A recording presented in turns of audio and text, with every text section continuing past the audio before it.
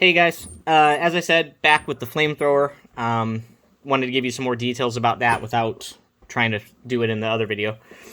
So I want to go over how to get the gun into the hand, of course how to insert the batteries, the pilot flame, and just a couple of other things. Quick thing that I mentioned in the first video, remember if this tube is just held in here by friction, so if you happen to have an issue where your tube came a little bit separated, not a big deal and very easy. Just push that back in until it's sort of pressing, and then do some gentle twisting, and that's going to get it right back in where it needs to go. And again, the hold is actually pretty good. It's just, it can happen. So I don't want anybody to freak out if that happens and think that, there's something wrong or that they can't fix it.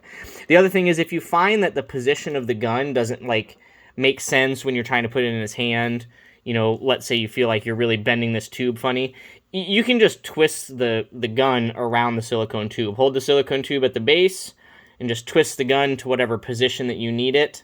That won't really do anything. There's wiring through here, but it'll just twist around the wire, or it might make the light that's inside turn, but it turning doesn't change the fact that it's still pointing out and will light up the pilot light. Speaking of the pilot light, just inserts here. It's not really held in super tight, but it should be enough to not fall out. And I'll show you what that looks like again when the actual light's on. When it comes time to put the Flamethrower in the hand, I'll turn this around to show you that. It's very easy. This one does hold on with friction compared to the shotgun, which was held on mostly by the weight of the shotgun itself. But it's very, very minor friction. You should be able to see that the hand is designed to have an indent to hold the shotgun a little bit, or I'm sorry, the Flamethrower gun a little bit more closely. A little dark here. And it's designed to have its friction points be mostly the very tip of the finger and the bottom of the thumb here. So you'll see when we go to put this in, what I would do is I would have him almost like he's trying to grasp it. And you'll notice the thumb is off the top of the gun. So then what you do is you just pull the thumb over the top of the gun. And now you have a friction point between the thumb and the tip of the finger. And that should hold it in there just fine. Okay, it should be able to hold at pretty much any angle that you want. Okay? So yes, there's friction, but it is very minor. To get the hand off, then it's easiest to just bend that way, so you're pulling the thumb off the top. Does that make sense? Okay, and then off it goes. All right, and then the final thing, the big thing, really is the batteries. And I'm not going to lie to you, it's a little bit annoying to do this, but in order to design it so that it was hidden, without big giant tabs and things like that, it's a little annoying to do, but it's doable. So you turn this over and you'll see you've got battery compartment and the switch for the light. When you hold this and do all this, I recommend holding along the top and the bottom, not the frame, and don't hold just the top, because this is two pieces. This is a big piece up here and a big piece down here. So if you pull along the top, you'll get a separation at that weld line.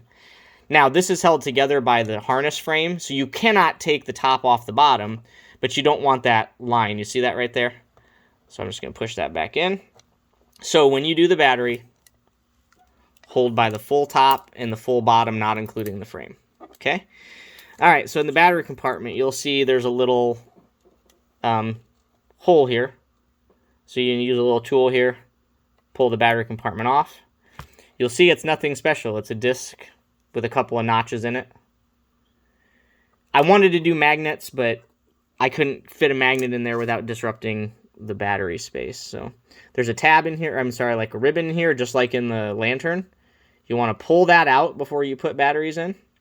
And then the idea is you want to get at least one of the batteries over this ribbon when it comes time to put them in. All right. So with the batteries, they're LR44. You can do this a couple ways. If you're going to use your fingers, what you'll almost need to do is go around the frame.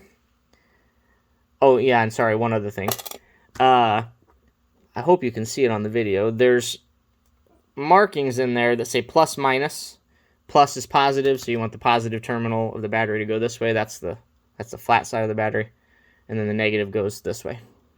I think I mixed up the terminals in one set, so in one of them, the positive will be on this side and the negative this side, but the wiring is all right, so you just have to follow the terminal. So get this in here, and then just gently just kind of push that in just a little bit, get it started. I like to use a little tweezer. I think we're all versed in the tweezer game. And stick that in there. Okay. Then, same thing with the other one. Round the frame. And then again, you really want to be pressing this while you're holding up against the top so you have something to press against. Okay. Get that battery in there. And then you'll want to hide the ribbon. You'll want to get the ribbon tucked in there, or else you won't be able to get the cover back on. No practice. I didn't practice this before I did this video. It's all spontaneous live in a way. All right. So even if it's sticking up a little, that's fine. And then the notches, the bigger notch, that was one for pulling the cover off. The little notch is to help you just line it up, and that little notch lines up with the post of the frame. So hopefully that makes sense there. And then it's just to gently push that in. Oops, I say that and then it falls right out. Oops. I think my ribbon is getting in the way a little more than I anticipated.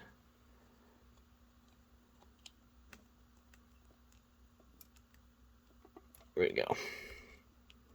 Okay. And that shouldn't fall out. I hope I don't embarrass myself. And then the switch is not pressable by a finger. You need a little something like this. Again, hold along the top. Make sure you're pressing into the top. And a quick press. And as I can turn this around, I can show you the lit up flamethrower. And then we take our pilot light and stick that in there. And we have our lit up pilot light. I'll turn my light off real quick. Show it. It's pretty cool. So in this case, you can leave batteries in if you want, obviously, since there's a switch compared to the lantern. So hopefully you can see the pilot light on, pilot light off. And that's it. One last reminder, remember all these are sized exactly as they need to. Yes, the buckles do work, but no, you should not need to adjust them yourself.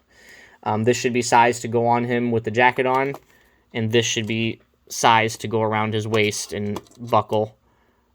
It does not, you'll notice, let me see if I can show you, it doesn't hold on its own very well because it's meant to be held with a tightness. So this is just a hook and a loop, really. But once it's around his waist, there's enough tension from the bulk of his outfit that will hold on nice and tightly. So if you guys have any other questions after seeing these couple videos, as I said in the first one, let me know. But yeah, I'm excited for you guys to get this, and can't wait to see some photos and stuff. Thanks, guys.